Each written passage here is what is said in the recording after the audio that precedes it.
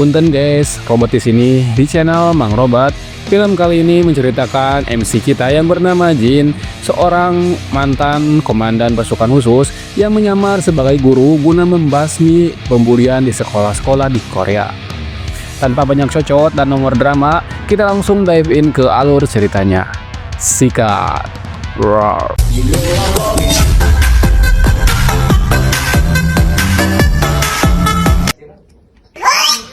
Cerita dimulai dengan dilihatkannya murid SMA yang bernama Gyeongmin yang selalu ngedoa agar dirinya sakit parah supaya tidak perlu berangkat sekolah. Karena bagi Gyeongmin, sekolahnya itu bukan tempat belajar, tetapi seperti neraka yang lebih menakutkan daripada kematian. 그래서 학교에 못 갔으면 BTW, nama sekolahnya itu adalah SMA Daihan, yang isinya anak-anak orang kaya dan pejabat, yang dimana klaim itu terbukti saat Shin menunjukkan kepada seorang anak yang bernama Park Dae-sok yang sedang depresi di atap sekolah. Agar paham kenapa Dae-sok bisa sampai kena mental, kita kembali ke beberapa hari sebelumnya, di mana kondisi kelasnya mempunyai tradisi yang sangat absurd, yang dimana setiap tahun mereka memilih satu murid yang dianggap paling culun untuk diangkat sebagai pecundang kelas, lengkap dengan upacara dan tongkat estafetnya. 박수! 손자봉 전달! 대항고 전타 박대석입니다. Dae-sok ternyata tidak terpilih secara kebetulan, tapi itu merupakan perbuatan geng kelasnya, dikarenakan suatu hari dia membela seorang guru baru karena menegur siswa paling bandel. Sementara para guru senior hanya bisa mengeluh karena sejak hukuman fisik sudah tidak diperbolehkan, kewenangan mereka menjadi menurun. 말 안 듣는 애들 어떻게 하지? 네, 아동학대를 냈네. 난리를 그냥. 교사의 열정. Sayangnya bulian itu sudah melewati batas dan Dae-sok pun sudah tak kuat lagi, sehingga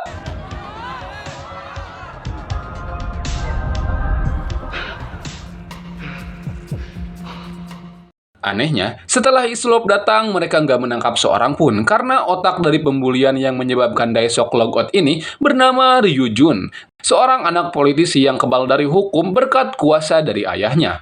Gak lama, setelah kematian Dae-sok, Ryu Jun dan tangan kanannya Kim dengan gubluknya kembali mengangkat Gyeongmin menjadi pecundang kelas dan pembulian pun dilanjutkan seakan nyawa Dae-sok dianggap tidak pernah ada. Di lorong kelas dia digebukin, di kelas dia dicokokin arak, dan divideoin oleh temannya. Bahkan yang paling biadab adalah Gyeongmin disuruh balas mukul dan di video untuk dijadikan bahan fitnah kalau dia duluanlah yang memulainya.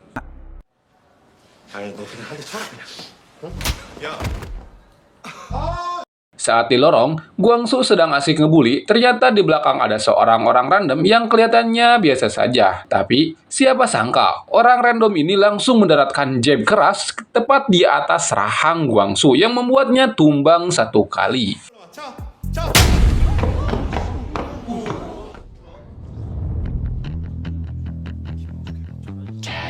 당신 뭐야?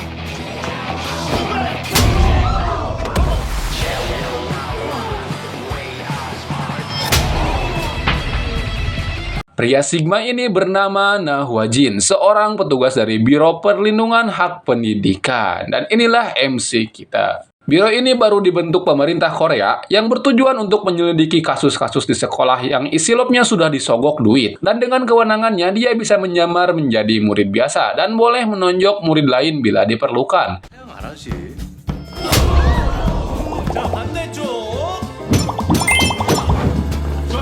당신 뭐야? 호국 감독관. Setelah mengetahui identitas Jin, Capsek pun menyangkal bahwa telah terjadi perundungan dan mengatakan bahwa anak-anak kelas 11 merupakan anak-anak dari orang penting, termasuk Ryu Jun yang merupakan anak dari anggota dewan. Nggak peduli dengan Capsek, Jin langsung menjadi wali kelas pengganti kelasnya Gyeongmin ini. Dan hal yang pertama ia lakukan adalah mengabsen murid di sini dengan berhenti di nama Park Dae-sok. 박대석? 성적 스트레스로 자살했다는데요? 견디다 못해서 그래서 죽은 거 아니야? 왜 주둥아리 참 인정머리가 없는 Karena seisi kelas merasa tidak bersalah, Jin pun memutuskan untuk meningkatkan penyelidikannya dengan menghukum semua murid. Saat Ryu Jun mengatakan bahwa tidak ada yang bisa membuatnya takut, tetapi Jin mengatakan rasa takut itu datang dari pengalaman dan memberikan pengalaman itu langsung kepadanya. 앉아. 모의고사 얼마 안 남았는데 그냥 수업하시면 안 될까요? 경험으로 생기는 거야. 당신 지금 누구 건드린 줄 알아? 누구긴?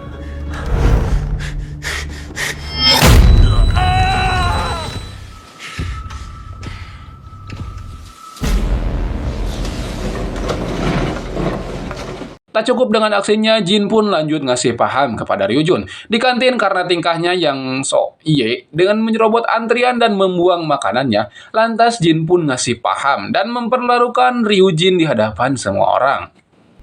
저기 뒤에 가서 줄 서.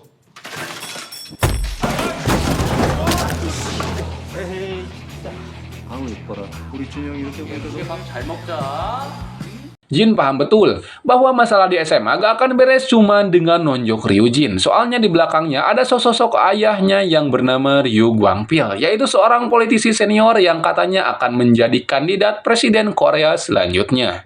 Lalu aksi Jin pun selanjutnya yaitu riko-riko ngeparanin rumahnya Ryujun. Dengan santainya makan apel dan mendorong Ryujun keluar. 답게 정치는 정치답게 이거 있잖아요. 아니 뭐 청소 안 하는 학생을 선생님 가자. 지금 수고했겠습니다. Namun, gubluknya, anak brengsek itu malah mengira bahwa Gyeongmin lah yang telah melaporkannya kepada Biro Perlindungan. Mereka mencegatnya di lorong dan mengancam akan membuatnya logout seperti Daesok.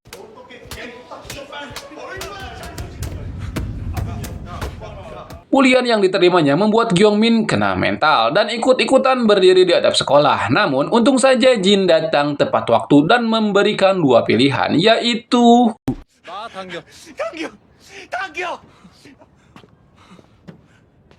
saat Jin nanya ke Gyeongmin mengapa dia tidak melaporkan kejadiannya kepada orang tuanya, tapi Gyeongmin hanya melihat pesan ibunya yang bertuliskan semoga harinya menyenangkan dan malah mengalihkan pembicaraan. 어른한테 얘기를 해. 자, 그런 이유로 오늘부로 달리기 맹 연습. Sementara Jin sedang nyeramahin Gyeongmin, Gwangpil pun datang ke Kementerian Pendidikan untuk menekan Menteri Choi sambil menekan bahwa dirinya bisa melakukan apa saja untuk membela anaknya. Choi pun menjawab dengan tenang bahwa Biro Perlindungan dibentuk dari 2 tahun lalu dikarenakan ada kasus seorang guru yang dibunuh oleh muridnya sendiri. 하시기 위한 아비는 뭐든 할 수 있습니다. Dan keesokan harinya, skandal Gwangpil pun FYP, mulai dari kasus suap, pelecehan, sampai dengan pelanggaran properti. Dan saat Pil kembali menyerang dan menuduhnya sebagai dalang, Menteri Choi justru berterus terang dan... 우리 유광필 의원님 아직 상황 파악이 안 되시나 보네. 이거 2년이 꽤 긴 시간이더라고.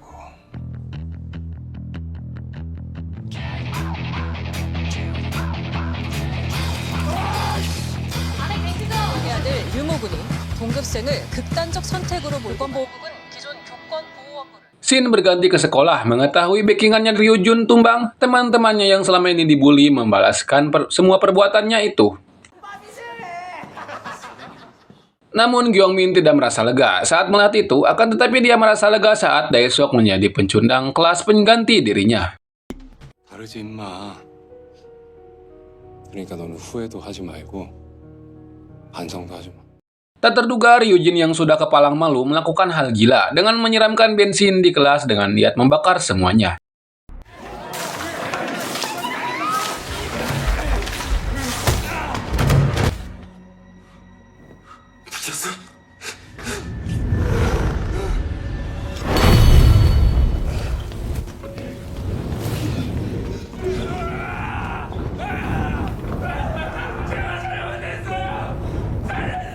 Di tengah Ryujun yang sedang memohon, kita diperlihatkan dengan Daesok yang dulu berada di posisi yang sama. Tetapi Ryujun malah bersikap dingin dan menyuruhnya mati.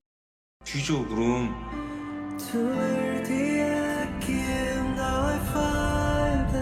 Setelah Ryujun merasakan apa yang dirasakan Daesok, Jin pun menutup hukuman dengan versinya, yaitu orang-orang yang melakukan perbuatan akan dipaksa sadar dan bertanggung jawab. 근데 네가 무슨 책임을 진다고 해도 그래야 공평한 거야. 준영을 포함하여 대석이를 괴롭혔던 아이들을 긴급 체포했고 교권국 홈페이지에는 용서가 있지 않는 한 영원히 지워지지 않는다고 했다. Saat SMA Daihan perlahan-lahan pulih dan masyarakat mulai bangga pada Biro Perlindungan, scene berganti kepada Jin yang sedang berkunjung ke makamnya Choi Gayun, yaitu seorang yang sangat berarti bagi Jin di masa lalu, yang misteri kematiannya belum terungkap sampai sekarang. Setelah Jin berhasil menumbangkan kasus pembulian di SMA Daihan dan membuat Biro Perlindungan sebagai pahlawan, tak butuh lama, para pembenci Biro Perlindungan membalas serangan. Mereka menyebarkan video saat Jin menghajar pelaku pembulian dan setelah FYP di internet, keesokan harinya, para orang tua murid STM rendah, yang taunya cuma scroll video doang, berdiri dan menuntut agar Biro Perlindungan dibubarkan. Tapi alih-alih panik, Jin dan Menteri Choi malah nyantai di ruangan karena demo ini sudah mereka prediksi dari awal. Bahkan video Jin itu sengaja dibikin FYP agar membuka panggung politik untuk Menteri Choi. Dan saat dikepung wartawan, Menteri Choi balik melawan dan bilang bahwa sistem pendidikan Korea sudah hancur dan guru tidak punya hak otoriter dan Biro Perlindungan pun hadir untuk menindak siapapun pelakunya bahkan dengan cara yang paling keras. 이렇게 교권이 무너진 상황에서 정상적인 수업이 될 리가 있겠습니까? 수 있도록 했던 게 우리가 만든 교육 아닙니까? 우리 가만히 있지 않을 테니까. Tapi pidatonya sudah bikin para elit politik kebakaran jenggot karena biro ini bisa jadi alat untuk menjatuhkan rivalnya kapan saja. Saat mereka rapat, Shin pun memperlihatkan target Biro Perlindungan berikutnya, yaitu sekolah teknik yang bernama SMK Gohun.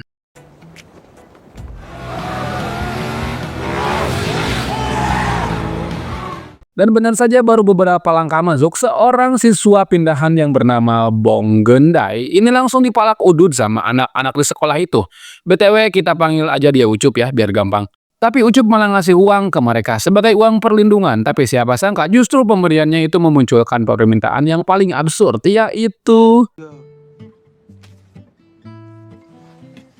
영수증 처리가 될까? 안 되겠죠? Di kelas pertamanya, Ucup disuguhkan dengan pemandangan menyedihkan di mana guru sudah kehilangan otoritasnya. Murid-murid kompak bilang gak bawa buku dan malah nyuruh si guru nyalin semuanya ke papan tulis dan gurunya nurut tanpa protes. Belum cukup, 1 jam berikutnya berubah menjadi pesta liar di sekolah, di mana kelas Ucup menentang kelas jurusan elektro yang sedang nyantai di kelas.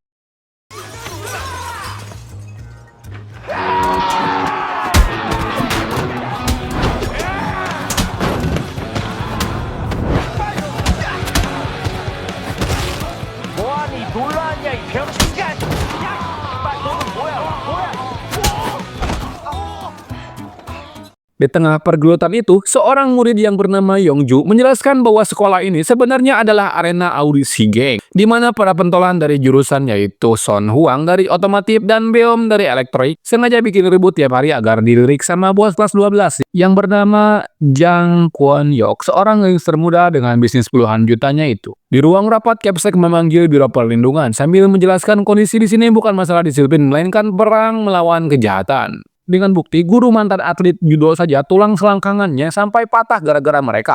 Tidak puas dengan hasil tawuran, Song Huang membawa permainan ke bengkel dengan memaksa Ucup gelut dengan Yongju dengan peraturan yang kalah akan jadi samsak tinju pengukur kekuatan mereka.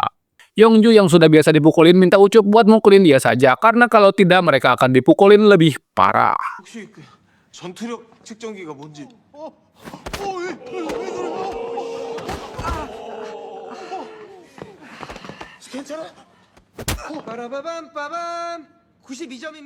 Setelah dipukulin, Yongjun mengajak Ucup ke rumahnya dan makan mie ayam. Ibunya yang baru pulang kerja di restoran menyambut Ucup dengan hangat, yang ternyata inilah yang membuatnya tetap sekolah, yang bagaikan neraka karena hanya sekolah saja yang bisa menjadi cara agar bisa keluar dari kemiskinan.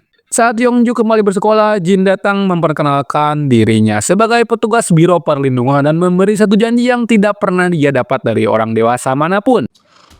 아니 교권국 감독거 아니야? Di sini terlihat bahwa Jin sudah memulai operasi penyawaran sejak hari pertama, bahwa Ucup ternyata merupakan anggota dari biro yang bertugas sebagai umpan. Setelah Ucup mengirimkan kode dan bukti, mereka mulai dengan memancing amarah para berandal yang sedang makan di kantin. Lalu Ucup kabur ke aula dan kejar berandalan yang tergiur 100.000 won.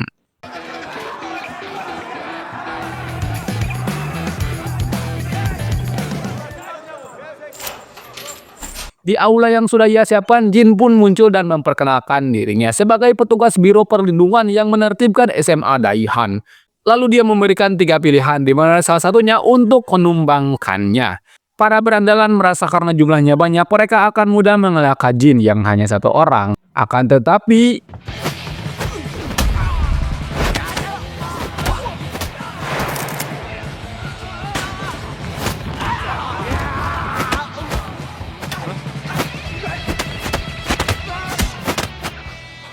setelah menumbangkan semua orang, Jin justru memberikan hukuman yang lebih kejam, yaitu jadwal belajar pagi dan kelas tambahan sampai malam, supaya mereka mengejar tiap detik pelajaran yang dibolos. Saat mereka kembali beralasan bahwa tidak bawa buku, Jin pun ngasih paham bahwa mereka mempunyai tinta cadangan yang terdapat di pembuluh darah. 쓸 펜이 없네. 혈수가 있었네. 또 펜 없는 사람. Tapi jam yang paling dramatis dimulai saat 2 sesepuh protes bahwa pelajaran teknik dianggap tidak berguna.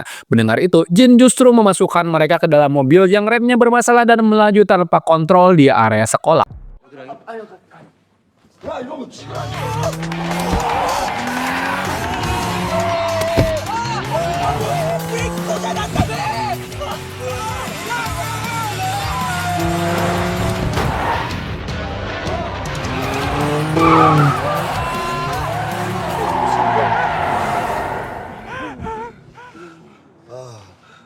Berkat didikan ala VOC-nya Jin, kelas pun kembali berfungsi. Bahkan Yongjun yang tadinya cuman jadi bahan pukulan, kini berdiri di depan kelas dan mengajarkan cara perawatan rem. Dan yang menariknya adalah, meski masih ditindas, ia meminta izin buat jangan ngehukum lagi. Karena jika mereka tidak masuk kelas, mereka tidak bisa belajar lagi.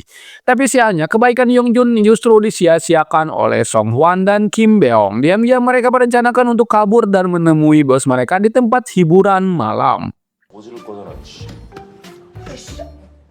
Saat Jin mencari 3 muridnya yang hilang, tiba-tiba mereka kembali sambil membawa bos besar mereka, yaitu Gwon Hyo, yang masuk dengan vibes gangster dan disambut para siswa seperti dewa.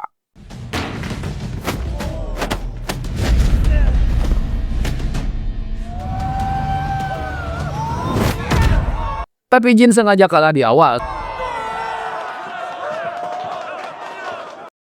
Tetapi saat Gon Hyuk tengah selebrasi kemenangannya, tiba-tiba Jin bangkit dan malah recall lagi, dan menjadikan Gon Hyuk sebagai alat bantu pengajaran.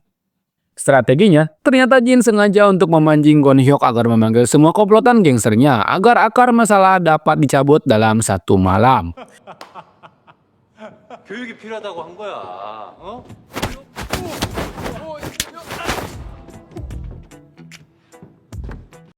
Scene berganti memperlihatkan Menteri Choi yang sedang di sebuah acara TV siap melawan politisi yang menuduh Jin tidak pantas memakai latar belakangnya itu untuk ngurusin sekolah. Dan di sini terungkap bahwa latar belakang Jin adalah seorang mantan kapten pasukan khusus, guys.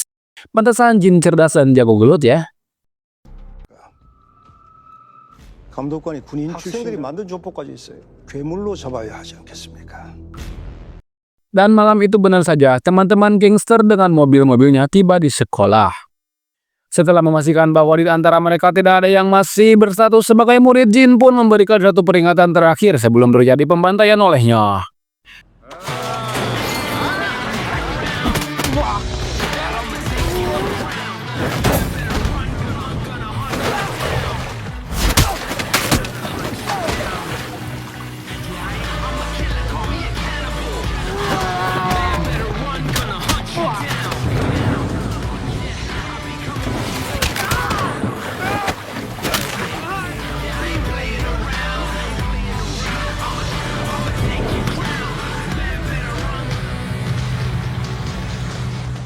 Ya, dengan aura seorang kaptennya, Jin memenangkan kontes gelut ini, dan setelah mereka melihat backingannya tumbang, para murid berandalan langsung memohon ampun kepada Jin sambil bilang akan berhenti sekolah. Tapi Jin menyuruh mereka untuk minta maaf ke si Yongjun.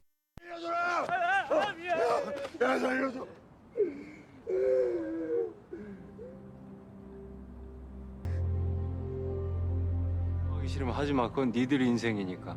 지금은 똑같은 1분. 알았냐 이놈들아. Setelah itu, Biro Perlindungan membuat laporan penutup kasus SMA Guhun dengan menerapkan aturan baru dengan tidak boleh adanya tato motor, dan udun, baik itu kretek, filter, yang bea cukai, atau yang murah yang mereknya aneh-aneh. Dilarang di lingkungan sekolah. Sementara murid yang bergabung dengan geng kriminal akan diproses layaknya orang dewasa.